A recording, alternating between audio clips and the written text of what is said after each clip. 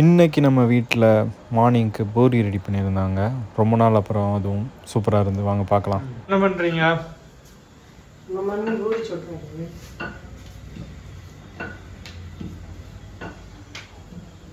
Breakfast puri. கரெக்டாக இருக்குக்கா. வீட்டில் இருந்து வெளியே போன அப்புறம் படிக்கிறதுக்கோ இல்லை வேலை பார்க்குறதுக்கோ திரும்ப வீட்டுக்கு வந்து வீட்டில் சமைச்ச அம்மா தர ஃபுட்டு சாப்பிட்றதே ஒரு பெரிய ஹாப்பினஸ் தான். ஸோ அப்படியே கிச்சனில் இருந்து அம்மா பூரி சுட்டுறதையும் பார்த்துட்டே அவங்கள்ட்ட கொஞ்சம் பேசிகிட்டே அப்புறமா வந்து தாத்தா கூட சேர்ந்து சாப்பிட ஆரம்பிச்சிட்டேன்.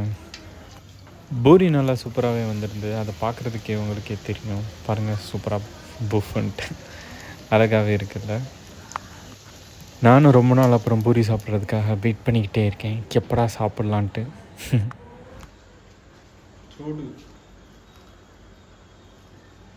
அப்படியே கடலை குருமாவும் வச்சுருந்தாங்க. ஸோ பூரியையும் அதையும் சேர்த்து சாப்பிட ரொம்ப சூப்பராகவே இருந்துச்சு.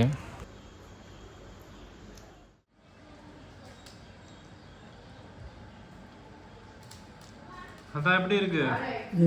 எப்படி இருக்கு?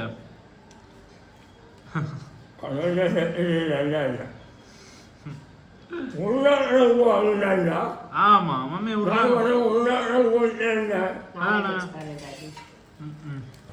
என்னதான் கடலை குருமா நல்லா இருந்தாலும் பட் பூரிக்கும் உருளைக்கிழங்கும் அது ஒரு செம காம்பினேஷன்னே சொல்லலாம். ஸோ இன்னொரு நாள் மம்மிகிட்ட உருளைக்கிழங்கு வச்சு தான் கேட்டிருக்கோம் நானும் தாத்தாவும். இதுவும் நல்லா தான் இருந்துச்சு.